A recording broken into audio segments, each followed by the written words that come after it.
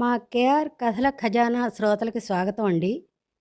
ఈరోజు వినబోయే కథ పేరు ఇదే బాగుంది. రచించిన వారు శ్రీమతి ఆకెళ్ల వెంకట సుబ్బలక్ష్మి గారు. పోస్ట్ అన్న కేక విని బయటకు వచ్చింది సీతమ్మ. సెల్ ఫోన్, ఆఫీస్ పనుల హడావుడి వల్ల ఉత్తరాలు రావడం తగ్గిపోయింది.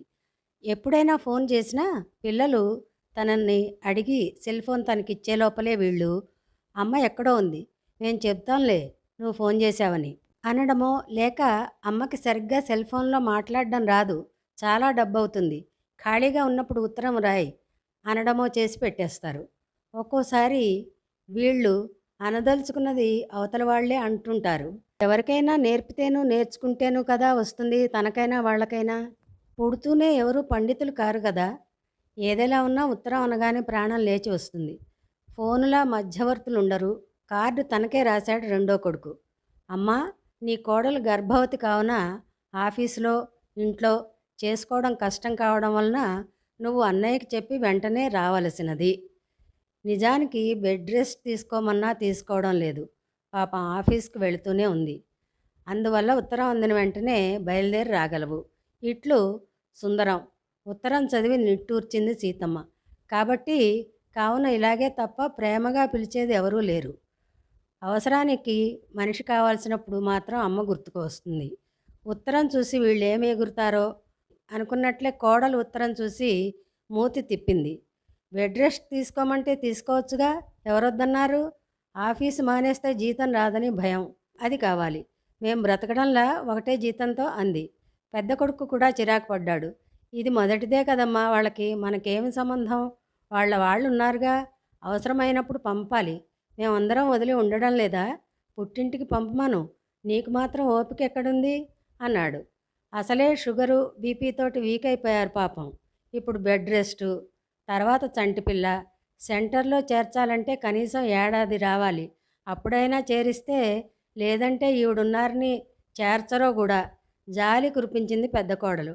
అమ్మా, ఇప్పుడే చెప్తున్నాను, నువ్వు వెళ్ళకు, చెప్పేసేయి.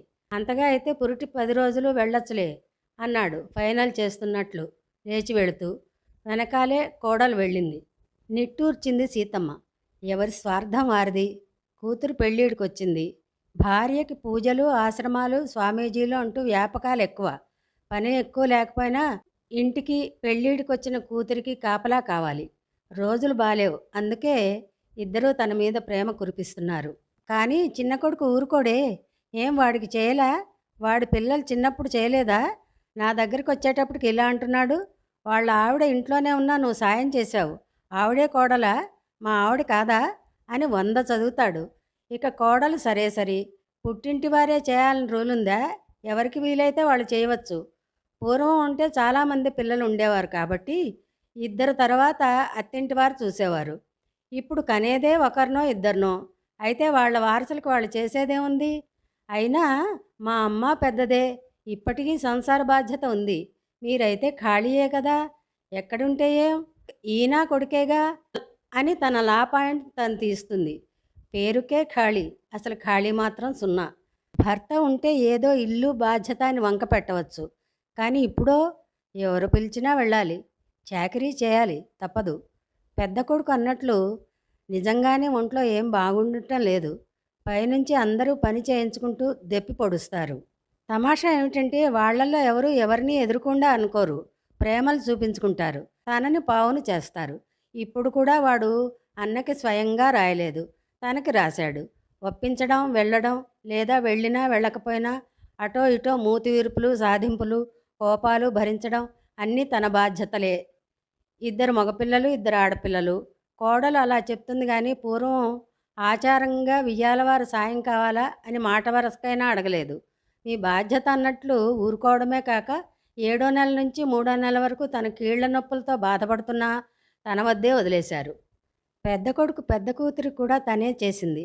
మునిమనవుడు పుట్టాడు అనే ఆనందంతో కోడలు పూజలు వ్రతాలతో ఎక్కువ ఉండకపోవడం వల్ల ఇప్పుడు ఈ రెండో కొడుకు కూడా మొదటిది తనే చూసింది. అప్పుడు కొద్దిపాటి ఓపిక ఉండడం వల్ల అందరికీ చేసి వాడికి చేయకపోతే బాధపడతాడనే భావం వల్ల. కానీ కలిసి రాలేదు మొదటిది. ఇక రెండవది. ఇప్పుడు వియ్యపురాలు మొక్కుబడిగా వచ్చి వెళ్ళింది. ఇప్పుడు అది కీళ్ళ నొప్పులకు తోడు బీపీ, షుగర్ కూడా వచ్చి చేరాయి. పెద్ద కోడలన్నట్టు తన పనులకి తనకే కష్టంగా ఉంది. ఇప్పుడు రెండోవాడు ఏమంటాడో, ఏం చెప్పాలో. మనసు బాగా లేక విశ్రాంతిగా ఉంటుందని చిన్ననాటి స్నేహితురాలు సుందరమ్మ దగ్గరకు వృద్ధాశ్రమానికి వెళ్ళింది. ఆమెది ఇంకో సమస్య. తనని నా దగ్గర అని పిలిచేవాళ్ళు ఎక్కువైతే ఆమెను మా వద్ద వద్దంటే మా వద్ద వద్దు అనే పిల్లలు. పిల్లలు ఇంట్లో పెట్టుకోకున్నా డబ్బుకి కొదవ చేయకపోవడం వల్ల సుందరమ్మ విడిగా వృద్ధాశ్రమంలో గది తీసుకుంది. సీతమ్మని చూసి సంతోషంగా ఆదరించింది. టీవీ ఆపేసి మంచినీళ్ళిచ్చింది. ఎలా ఉన్నావు అడిగింది సీతమ్మ. ఎందుకంటే ఇక్కడికి వచ్చేటప్పుడు ఆమె పడిన బాధ వర్ణనాతీతం. బాగున్నావా, తోస్తుందా అడిగింది ఆత్రంగా సీతమ్మ. తోచడమా, ఖాళీయే ఉండదు అంటూ తన దినచర్య చెప్పింది ఆవిడ. 5ంటికి లేచి ప్రార్థన, తర్వాత పాలు, కాఫీ ఏదైతే అది, తేలికపాటి అల్పాహారం, తర్వాత ఆరోగ్యరీత్యా అనువైన పనులు చేయడం, మధ్యాహ్నం భోజనం, సాయంత్రం భజన, రాత్రి పలహారం లేదా భోజనం. ఎవరికి ఏం కావాలంటే అది. 10ంటికి నిద్ర, ఇష్టమైన పనులు, తోట పని, కుట్టు పని, ఎలా చేయాలనుకుంటే ఏదైనా చేయడం. వారానికి ఒకసారి డాక్టర్ వస్తాడు చెకప్ కోసం.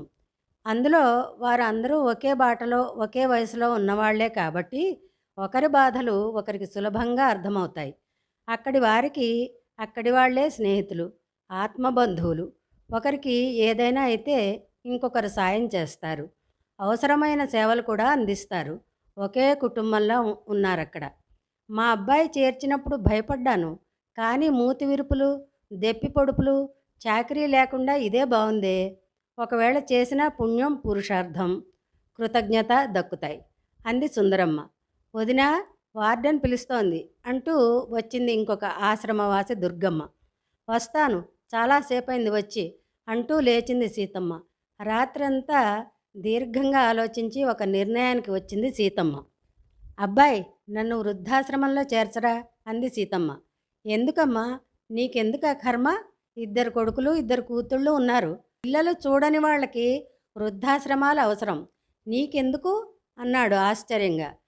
ఆడపిల్లలు కూడా పిలుస్తారు నిజమే, ఉద్యోగస్తులు కాబట్టి అవసరాలకి అత్తగారులని పిల్లలని చూడమంటే బాగుండదని తనని పిలుస్తారు. నువ్వు చేర్పిస్తావా, నేనే వెళ్ళి చేరనా అడిగింది స్థిరంగా. తెల్లబోయాడు శ్రీధరం. తప్పనిసరి తల్లిని తీసుకువెళ్ళి వృద్ధాశ్రమంలో చేర్పించాడు. అమ్మయ్య అనుకుంది.